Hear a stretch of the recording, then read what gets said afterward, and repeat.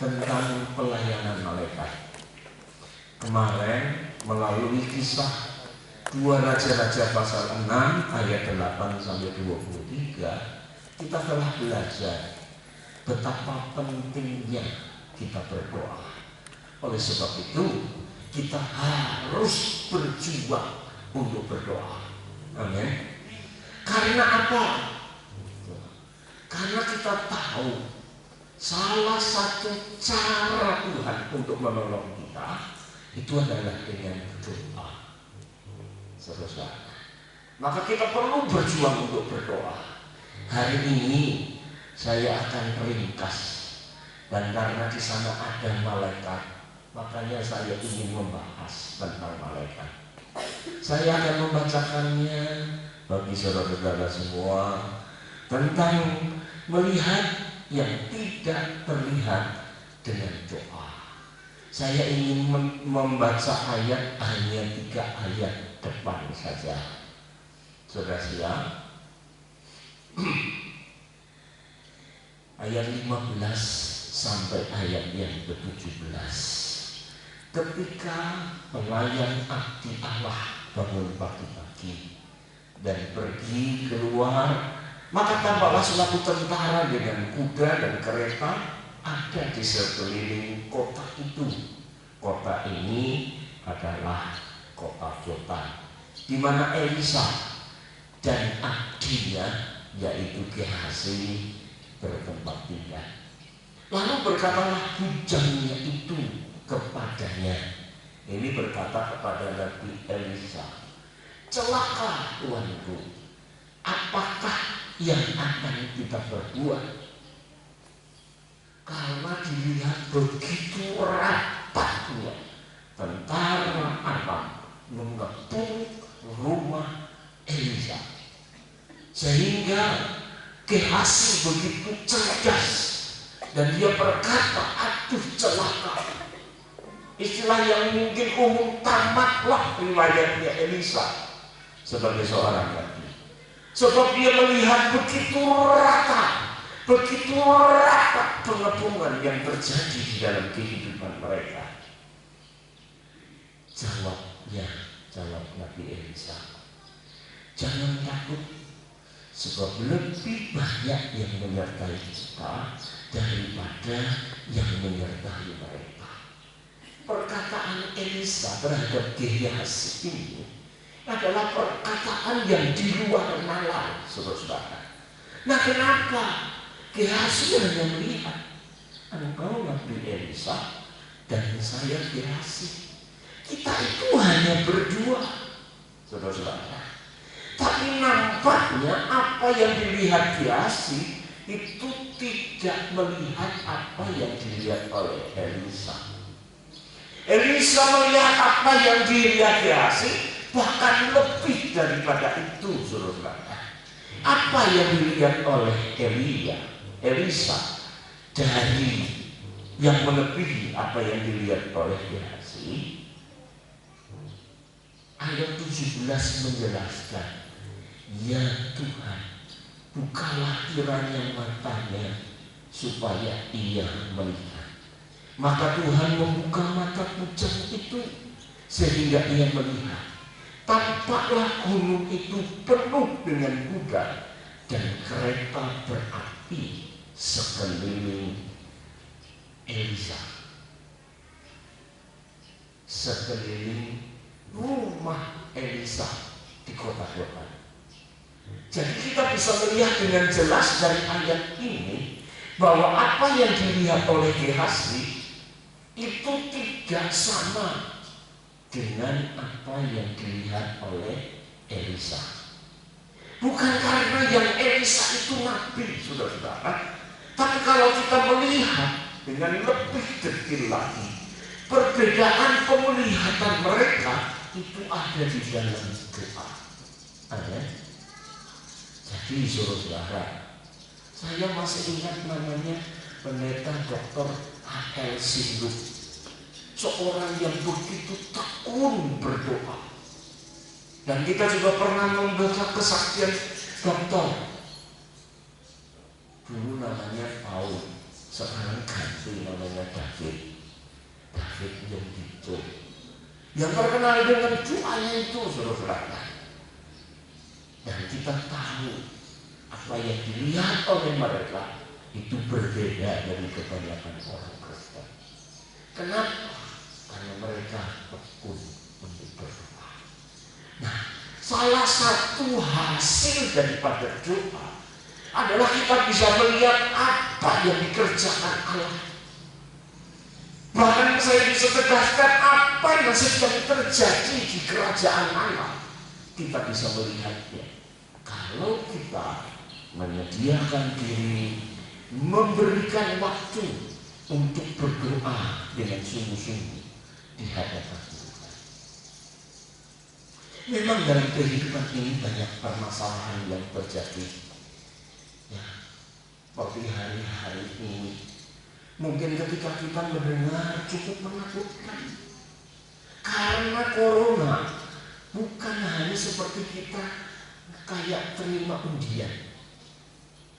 Kalau terima undian itu pas, nggak perlu diharapkan, ya kan? Nggak tahu dia kapan datangnya. Corona sekarang itu kayak arisan, saudara. Saudara tahu arisan? Sampai di sini yang pernah ikut arisan? Nah, Bapak Ibu saudara, arisan itu waktunya pasti, saudara. Iya kan? Dia pasti datang dalam kehidupan kita. Dan ketika berarti kita hanya tinggal tunggu giliran. Yang pertama. Yang kedua, kita melihat, mendengar Semeru erupsi. Kita sampai karena dia ada di Jawa Timur. Sinabung bersenandung. Kita santai. Karena apa? Nah, kita lihat sama sekali hanya berita yang sampai di sini. Saudara, Merapi juga sedang bernyanyi. Untuk tahun ini, saudara, Gunung Berapi nampaknya tidak mau giliran arisan lagi. Mereka pengennya dapat arisan. Makanya mereka bersaing semuanya. Mulai aktif mengeluarkan bencana bagi manusia. Saudaraku yang dikasih di dalam Tuhan, marilah kita berdoa kepada Tuhan. Amin. Karena ketika kita berdoa, Tuhan akan ungkapkan kasih-Nya. Makanya Ratapan 3 ayat 22 sampai 23 berkata demikian, tak berkesudahan kasih setia Tuhan, tak habis-habisnya rahmat-Nya, selalu baru setiap hari. Besar kesetiaan-Mu. Bapak Ibu saudara, pertanyaannya adalah, apakah kita dapat menerima perubahan? Menyikapi setiap perubahan itu dengan sikap hati yang benar. Seharusnya sebagai orang Kristen, kita harus dengan yakin memberi jawabannya ya. Karena apa? Perubahan senantiasa terjadi dalam kehidupan ini. Bahkan kasih Tuhan selalu baru setiap pagi untuk memampukan kita menghadapi setiap perubahan. Masalah yang timbul biasanya karena kita tidak siap meresponi perubahan yang terjadi dengan sikap yang benar. Banyak orang merindukan terobosan, banyak orang mengharapkan keberhasilan, banyak orang merindu kesuksesan dan semacamnya, namun tidak melakukan perubahan dalam hidupnya, terutama sikap hati. Kita perlu memiliki sikap hati yang benar dalam meresponi perubahan-perubahan yang terjadi dalam kehidupan ini. Merapi boleh meletus, Tapi kalau kita punya sikap hati yang benar, kita akan waspada. Sehingga kita tidak akan menjadi korban, saudara yang dikasih. Memang permasalahan kehidupan begitu besar, sampai banyak orang yang merasa tak sanggup lagi menampung. Pemerintah awal tahun sampai hari ini, dari Menlu 1 sampai 15 Januari, tidak ada yang boleh masuk di Indonesia. Tahu-tahu belum selesai. Ya, dari minggu kedua sampai tanggal 25 Januari, dari Menteri Dalam Negeri menghimbau supaya Jawa Bali mengadakan PSBB sebentar. Belum selesai tanggal 25, saya sudah mendengar di hari Jumat bahwa PSBB akan diperpanjang sampai tanggal 8 Februari. Bapak Ibu Saudara yang terkasih, bila kita menyadari keadaan seperti ini, ayo buang segala kesibukan yang tidak bermanfaat. Lakukanlah doa, tekunlah dalam doa, sebab hari-hari ini hari penyaringan. Kalau Petrus harinya itu seperti hari orang yang ditampik. Saudara tahu ditampik, diayak, saudara. Saya sangat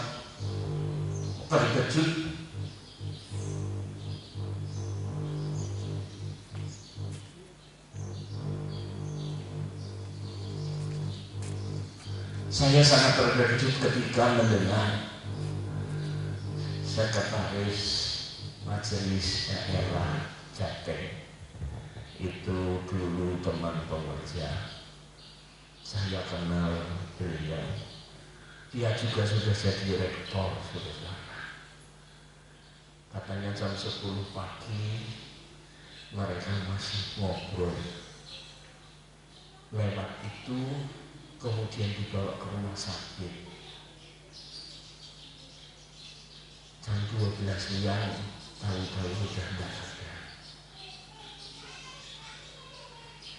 Berita tersebar di luar dugaan. Jam 8 malam masih hujan deras, itu sudah dimakamkan. Saudara-saudara, kemudian berikut berita lagi, pendeta lagi dia, pengurus pusat Noh Mande gereja GPDI di Surabaya, mendadak juga meninggal seperti itu. Saudara yang terkasih di dalam Tuhan, kita harus mengandalkan Tuhan. Jangan mengandalkan kebiasaan ibadah kita. Amin.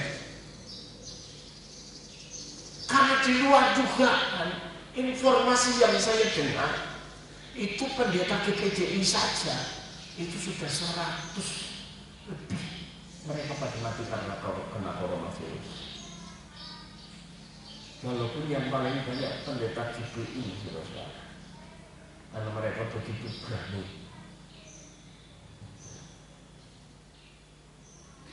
Bapak Ibu Saudara yang dikasihi, oleh sebab itu hari-hari ini kita perlu berdoa, kita perlu menyembah Tuhan, kita perlu jawaban Tuhan. Jadi doa kita bukan hanya menyampaikan segala keluhan kita, tapi carilah jawaban Tuhan sampai kita dapat. Nah, melalui kisah Elisa ini, Elisa yang dikepung, kemudian Gehazi berkata, celaka tuanku, apa yang akan kita berbuat? Teriak ya. Elisa tenang, tidak takut, tidak panik. Ternyata saudara, sebagai seorang nabi Tuhan, dia tahu dengan benar apa yang sebenarnya Tuhan sedang kerjakan. Menurut kisah tadi, jelas Allah mengirimkan pasukan malaikatnya untuk melindungi, menjagai, dan memelihara Elisa dan Gehazi. Saya ingin fokus kepada pelayanan malaikat. Bapak Ibu Saudaraku yang kekasih, di dalam Alkitab kita terdiri 2 perjanjian. Ada perjanjian lama dan ada perjanjian baru. Berbicara tentang malaikat, maka di sana tertulis ada 232 ayat. Jadi tidak sedikit, saudara-saudara. 2-3 orang saksi kuat. Amin. Itu bisa disaksikan untuk pengadilan. Ini 232 ayat. Maksudnya ini harus kita yakini. Amin. Ini harus kita terima dengan lapang hati. Kita harus belajar tentang pelayanan malaikat. Karena itu adalah pelayan-pelayan kerajaan Allah. Saudara yang dikasihi di dalam Tuhan, dunia rohani yang tidak kelihatan itu jelas ada dan pasti ada. Saudara yang dikasihi di dalam Tuhan, ada dan pasti nyata. Terdiri atas sejumlah besar malaikat yang melayani secara aktif di dalam kehidupan umat Allah. Jadi umat Allah itu Allah kirimkan malaikat berpasukan untuk menjagai dan melindungi kita. Oleh sebab itu, orang percaya dilarang melangkah dengan khawatir. Amin. Dilarang melangkah dengan was-was, apalagi ragu-ragu. Tidak boleh. Karena kita harus berjalan dengan kepastian. Kita harus berjalan dengan iman, saudara. Percaya akan Tuhan dan percaya akan perlindungannya. Di dalam Kejadian 32 ada seorang bernama Yakub. Yakub ini meninggalkan tanah perjanjian dan kembali ke Padan Aram. Dalam melanjutkan perjalanannya, ayat 1 dan 2, bertemulah malaikat-malaikat Allah dengan dia. Ketika Yakub melihat mereka, berkatalah, ini adalah tentara Allah. Sebab itu dinamailah tempat itu Maha Naim. Saudara yang dikasihi, perjalanan hidup orang percaya mungkin penuh tanda tanya. 2021 apa yang terjadi? Tanda tanya. Tapi kalau saudara berjalan dengan iman, saudara berjalan dengan doa, terhubung selalu dengan Allah, saya beritahu seperti Yakub, Tuhan tidak akan pernah membiarkan kita. Tuhan tidak pernah meninggalkan kita. Dia akan kirimkan malaikatnya. Bukan hanya 1-2 malaikat, bahkan sepasukan malaikat untuk menjaga setiap umat. Saudara orang percaya, saudara umat Tuhan, saudara yang kekasih, Allah memberikan janji, dan janjinya ini sudah dialami oleh Yakub. Saya percaya kalau saudara menempatkan diri seperti Yakub, maka Allah tidak akan meninggalkan engkau dan membiarkan engkau. Dia akan menyertai kita dengan malaikatnya. Bukan hanya satu dua, tapi begitu banyak. Makanya di sana dikatakan ini bala tentara Allah. Saudara tidak kasih di dalam Tuhan. Menurut Yesaya 63 ayat 9, kata malaikat bahasa Ibrani-nya itu malak, M-A-L-A-K. Bahasa Yunani-nya angelos, bukan angelos, bukan. Ini berarti pesuruh. Jadi malaikat yang kita anggap hebat itu mubatur, saudara. Itu kalau laki-laki, memang malaikat tidak punya gender, saudara. Kalau perempuan gendut, itu malaikat, saudara. Supaya saya ingin menjelaskan supaya engkau bisa memahami. Oleh sebab itulah malaikat itu tidak mau disembah. Kalau engkau menyembah dia mau, itu iblis, saudara. Makanya di dunia manusia ada batur munggah kasur, itu iblis, saudara. Saudara yang kasih di dalam Tuhan, para malaikat adalah pesuruh hamba surgawi, hamba atau batur kerajaan Allah. Dia itu diciptakan oleh Tuhan Yesus sebelum dunia ini ada, saudara.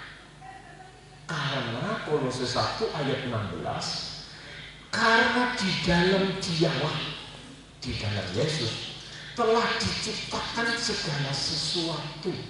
Maksudnya Yesus itu firman yang ada di surga dan yang ada di bumi, yang kelihatan dan yang tidak kelihatan, baik singgasana maupun kerajaan, baik pemerintah maupun penguasa, segala sesuatu diciptakan oleh Dia dan untuk Dia. Itu syaratnya, saudara. Oleh sebab itu mari kita belajar beberapa prinsip daripada malaikat Tuhan ini. Yang pertama, sebagai orang percaya yang mengenal Allahnya, Tuhan ada berpihak pada umatnya. Amin. Menyertai, makanya dikatakan namailah Dia Immanuel. Itu bukan hanya beserta, maksudnya juga bersama. Lebih dari itu namanya Immanuel, itu bersatu atau dikatakan manunggal. Nah, di sini saudaraku yang kasih di dalam Tuhan, bahasa lain itu pasukan malaikat siap sedia untuk mempertahankan orang percaya dan kerajaannya. Makanya Mazmur 34 mengatakan orang yang mengasihi Dia, Tuhan kelilingi dengan malaikatnya yang berpasukan. Saudara tahu kuasanya malaikat itu bisa dibaca dalam Yesaya ataupun 2 Raja-Raja. Tapi nanti ketemu, saudara. Yang pertama, Alkitab berbicara tentang malaikat yang baik dan jahat. Sekalipun ditekankan bahwa pada mulanya semua malaikat itu diciptakan baik dan kudus. Namun ada, jadi saya sebutkan di sini, malaikat itu ada 3 penghulunya. Penghulu malaikat disebut namanya Lucifer atau bintang kejora. Jatuh dalam dosa disebut Lucifer, saudara. Disebut setan, disebut iblis, saudara. Dan banyak pengikut malaikat-malaikat yang lain yang mengikuti iblis, setan, Lucifer. Bapak Ibu Saudara yang dikasihi, namun masih ada dua penghulu malaikat lain, pimpinan malaikat lain. Yang pertama Gabriel, yang kedua Mikael. Saudara-saudara, pengikutnya juga sama banyaknya. Jadi saudara-saudara jangan sampai bingung. Lah kalau yang satu Lucifer itu pengikutnya ada tuyul, Mbak Yul enggak ya? Ada tuyul, ada genderuwo dan lain sebagainya. Itu supaya kelihatan banyak, saudara. Namun saya beritahu, kalau Allah menciptakan malaikat dengan 3 penghulu, dengan 3 pimpinan, kira-kira anak buahnya sama jumlahnya? Karena dia adalah Allah yang adil. Dia tidak memandang rupa dan dia tidak pernah beri kasih. Saya yakin pengikutnya sama banyaknya. Kalau malaikat Lucifer yang saat itu diciptakan dengan pengikutnya 1 juta, saya yakin Gabriel punya 1 juta pengikut. Amin. Mikael punya 1 juta pengikut. Jadi kalau Lucifer jadi Lucifer, setelah 1 juta malaikat ikut ke sana, kira-kira jumlahnya Gabriel sama Mikael lebih banyak ya? Saya yakin lebih banyak 2 kalinya, saudara. Ya kan? Jadi kalau saudara lihat, wah setannya begitu banyak. Itu kecil kalau dibandingkan dengan malaikat Gabriel sama Mikael digabung, saudara. Jadi di sini kita bisa melihat bahwa malaikat itu justru mengakeh, namun jumlahnya tidak melebihi malaikat Tuhan. Amin. Nah kalau dia hanya 1 juta, malaikat Tuhan itu masih ada 2 juta. Kalau dia 1 miliar, malaikat Tuhan yang setia masih ada 2 miliar. Saudara itu pasti tidak ada. Jadi di sini ketika mereka diciptakan itu baik. Akhirnya setan itu memberontak terhadap Allah. Maka berkatalah Yesus kepadanya dalam Matius pasal 4, "Enyahlah iblis, sebab ada tertulis, engkau harus menyembah Tuhan Allahmu, dan hanya kepada Dia sajalah engkau harus berbakti." Dan di sini kita melihat pernyataan Yesus dengan jelas. Kenapa Yesus bisa mengatakan demikian? Karena Yesus tingkatannya Dia adalah Tuhan, bukan ciptaan, saudara. Dia adalah yang mencipta. Oleh sebab itu iblis tidak bisa berbuat apa-apa pun juga di hadapan Allahnya. Jangan heran ketika setan yang ada di orang gila di Pulau Gadara, dia harus memohon restu kepada Yesus. Jika Tuhan mengizinkan, izinkan aku untuk merasuk dan merusak batu-batu itu. Kira-kira konotasinya gimana? Kalau Tuhan izinkan, dia jalan. Kalau Tuhan tidak izinkan, ya tidak jalan, saudara. Ya kan? Nah disinilah kita melihat, walaupun di sini kita melihat Allah Maha Kuasa, setan berkuasa, tapi tertentu, saudara. Jadi di sini kita melihat, walaupun di sini kita melihat Allah Maha Kuasa, setan berkuasa, tapi tertentu, saudara. Jadi di sini kita melihat Allah Maha Kuasa, setan berkuasa, tapi tertentu, saudara. Jadi di sini kita melihat Allah Maha Kuasa, setan berkuasa, tapi tertentu, saudara. Jadi di sini kita melihat Allah Maha Kuasa, setan berkuasa, tapi tertentu, saudara. hanya kepada orang-orang yang tidak disertai Tuhan. Hanya orang-orang yang tidak mau berdoa, saudara, yang tidak mau masuk dalam hadirat Tuhan.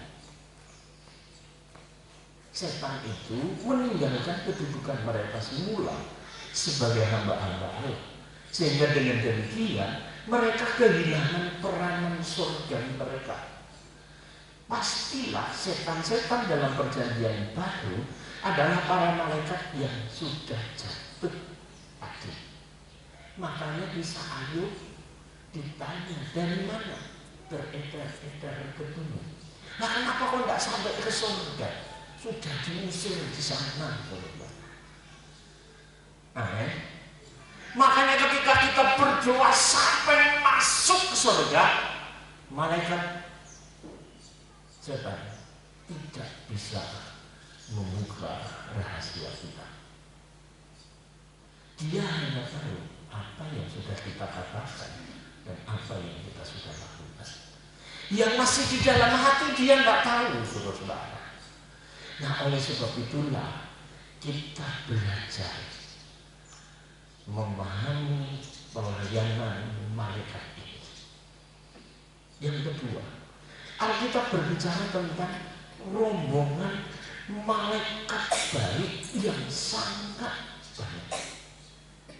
Kisahnya tadi Kejadian 32, Yakub. 2 Raja-Raja pasal 6, masalah Elisa.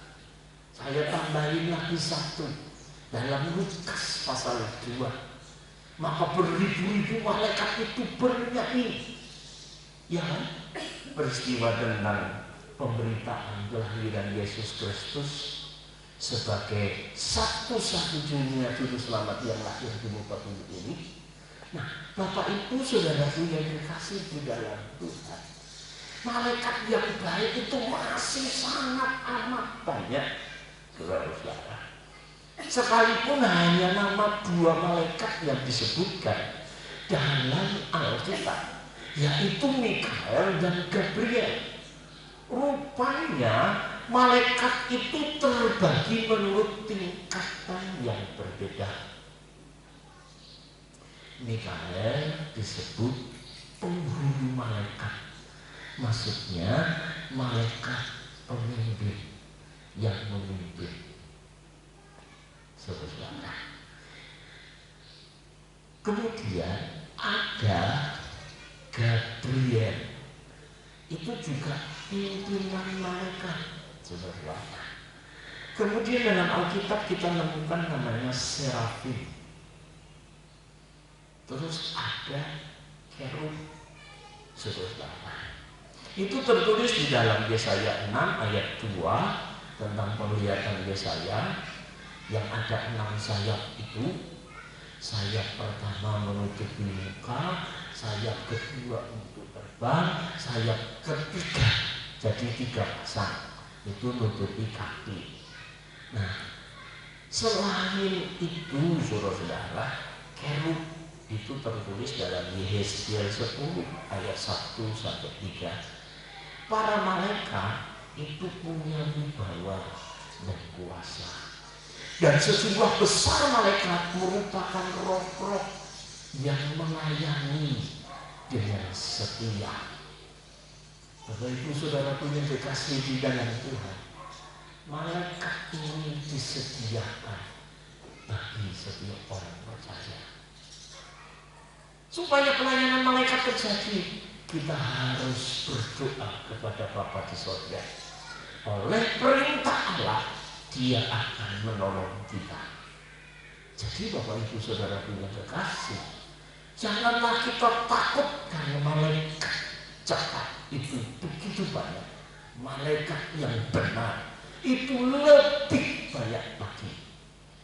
Yang ketiga, saudara, sebagai makhluk-makhluk rohani, malaikat yang baik itu memuliakan Allah, tidak memuliakan diri sendiri, tidak cari penyembahan diri sendiri supaya disembah, Kalau itu yang ada, itu tandanya malaikat yang jatuh dalam dosa, yaitu Lucifer. Saudara kasih di dalam Tuhan. Nah, malaikat ini melakukan kehendak Tuhan, melihat wajah Tuhan, takluk, tunduk, taat kepada Tuhan Yesus Kristus, lebih unggul dari manusia dan tinggalnya di surga. Mereka tidak menikah. Jadi kalau ada malaikat yang nikah, itu iblis, itu setan. Nah, kok kebentur sama manusia, itu setan. Saudara yang berhasil tidak dapat mati, itu malaikat, dan tidak boleh disembah. Itulah layanan Tuhan. Tapi malaikat yang benar pun tidak mau disembah, kecuali kalau malaikat itu disebutkan malaikat Tuhan, maksudnya Tuhan yang datang seperti malaikat.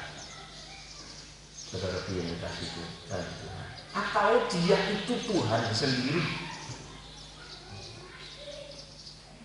Mereka dapat tampil dalam bentuk manusia. Umumnya yang sering kali muncul itu sebagai orang muda tanpa sayap. Beberapa kali dalam perjanjian lama disebutkan Kejadian 18 ayat 2 dan 16, Kejadian 19 ayat 1, dan Ibrani 13 ayat yang kedua. Itu malaikat, saudaraku yang dikasih. Yang keempat, para malaikat melaksanakan begitu banyak kegiatan di bumi atas perintah Allah. Jadi malaikat itu sibuk, bukan nganggur di surga, saudara. Karena kerajaan Allah itu meliputi langit dan bumi. Amin. Paham ya? Kerajaan Allah itu langit atau surga dan bumi, tempat tinggal kita. Lalu itu apa? Menjagai kita sebagai umatnya, saudara. Mereka memainkan peranan khusus dalam menyatakan hukum Allah. Mungkin seperti kepada Musa, kepada orang yang ragu-ragu, Tuhan bisa menampakkan malaikatnya untuk memberikan peneguhan. Tugas malaikat terutama berkaitan dengan peranan mereka dalam misi Kristus untuk menyelamatkan manusia, untuk memberikan keyakinan. Mereka bersukacita apabila satu orang bertobat. Lukas 15 ayat 10. Melayani kepentingan umat. Saudara ini pasti. Ketika berdoa, Tuhan langsung jawab, datanglah malaikat kepadanya. Melayani kepentingan umat, mengamati kehidupan jemaat Kristen, membawa berita dari Allah, mengantarkan jawaban atas doa, kadang-kadang membantu penafsiran mimpi dan penglihatan yang bersifat nubuat seperti yang dialami oleh Daniel dalam kitab Daniel pasal 7 ayat 15 dan 16. Memberikan kekuatan kepada umat di tengah-tengah pencobaan, melindungi orang kudus yang takut akan Allah dan yang membenci kejahatan, menghukum orang yang menjadi musuh Allah. Saudara ingat Herodes dalam Kisah pasal 12 atau berapa, ketika Herodes menyombongkan diri bahwa dia itu seperti Allah, dia menyebut dirinya adalah Allah, maka seketika itu malaikat Tuhan memukul Herodes, matilah Herodes, dan disebutkan dimakan oleh ular.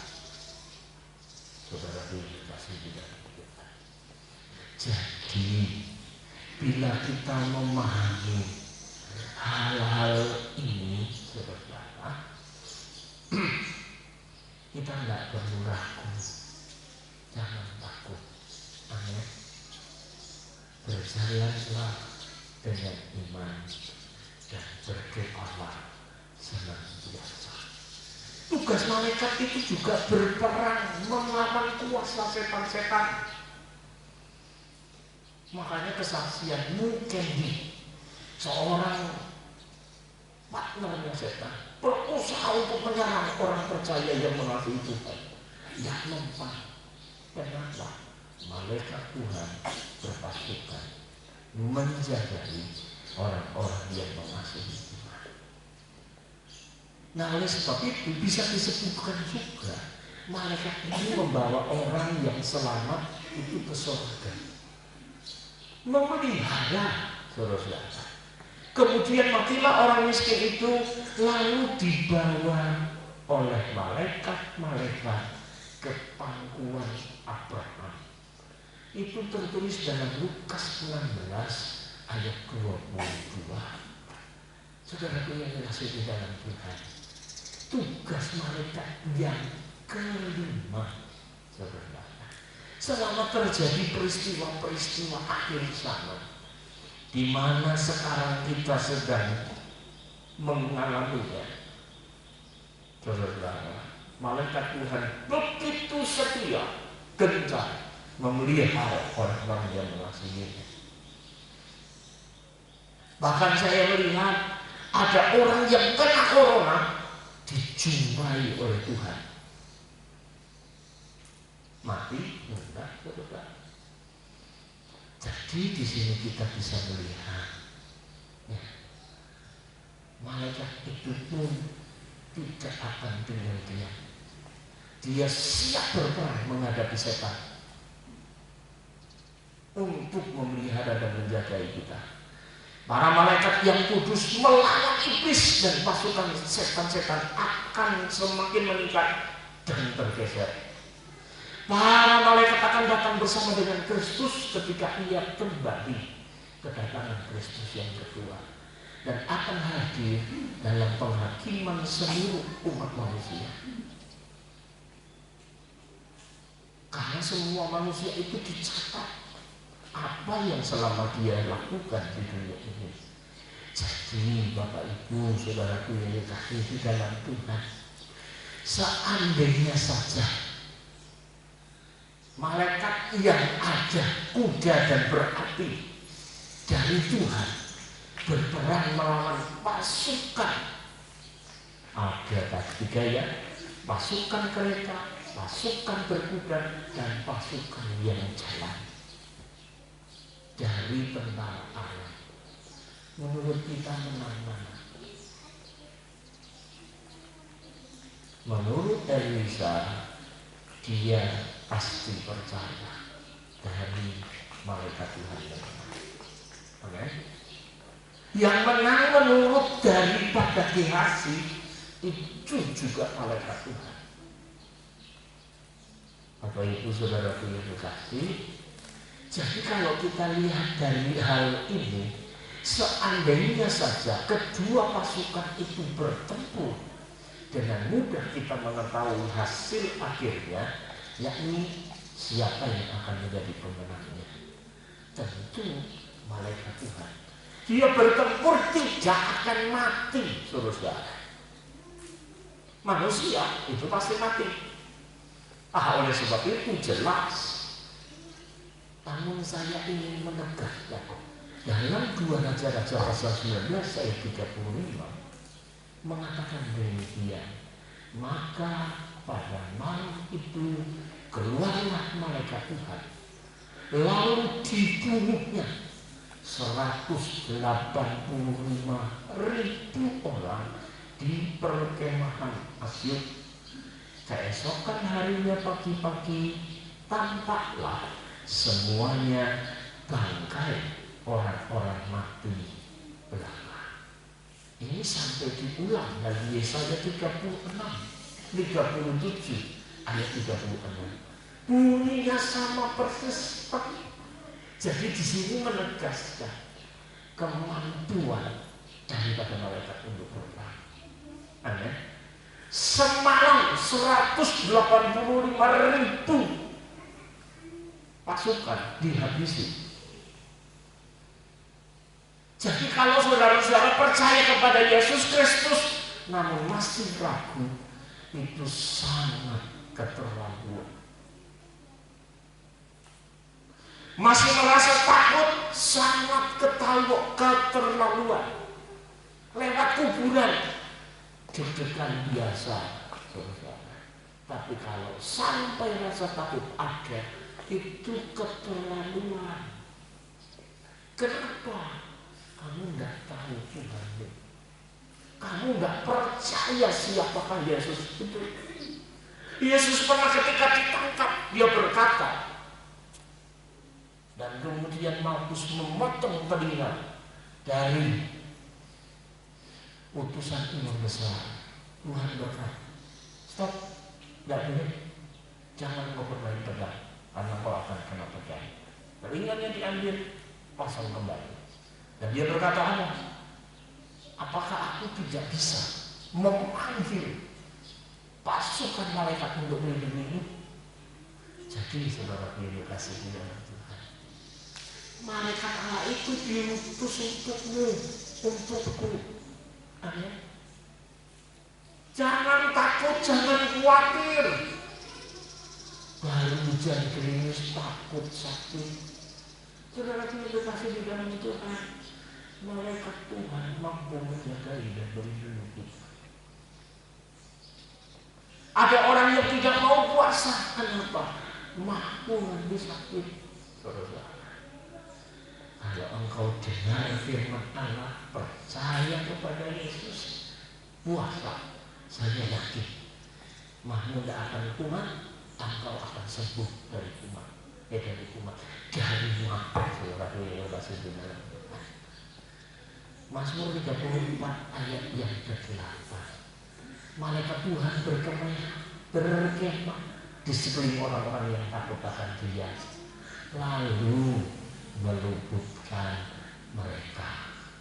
Jelas saudara yang dikasih di dalam Tuhan, pelayanan malaikat adalah pelayanan yang dahsyat. Selanjutnya saya akan lanjutin sebentar lagi. Saya kembali membayangkan ketika Elisa melihat banyaknya pasukan malaikat Tuhan, detik itu pula ketakutannya hilang.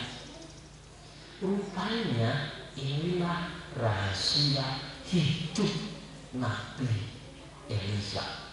Dia terlihat begitu tenang karena tahu bahwa pada saat itu Tuhan sedang menjaganya dengan pasukan malaikat yang tidak dilihat oleh orang lain.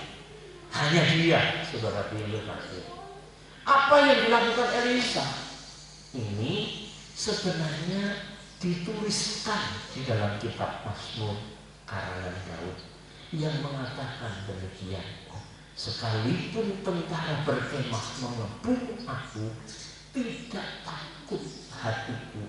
Sekalipun timbul peperangan melawan aku, hal itu pun aku tetap percaya. Mazmur 27 ayat yang ketiga. Jika kita tahu bahwa Tuhan ada di pihak kita, apa yang bisa membuat kita takut? Harusnya tidak ada. Amin. Saudara pilih kasih di dalam Tuhan. Mari kita gabung. Sini kita akan nyanyikan satu lagu dan kita akan masuk di dalam doa.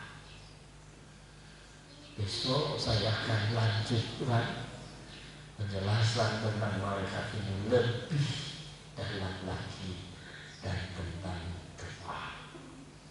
Mari kita akan nyanyikan satu lagu yang berkata, Tuhan selalu menolongku, yaitu isinya musim akan selalu berganti, kasih Tuhan tetap abadi. tak akan berubah sampai selamanya. Ku tetap percaya.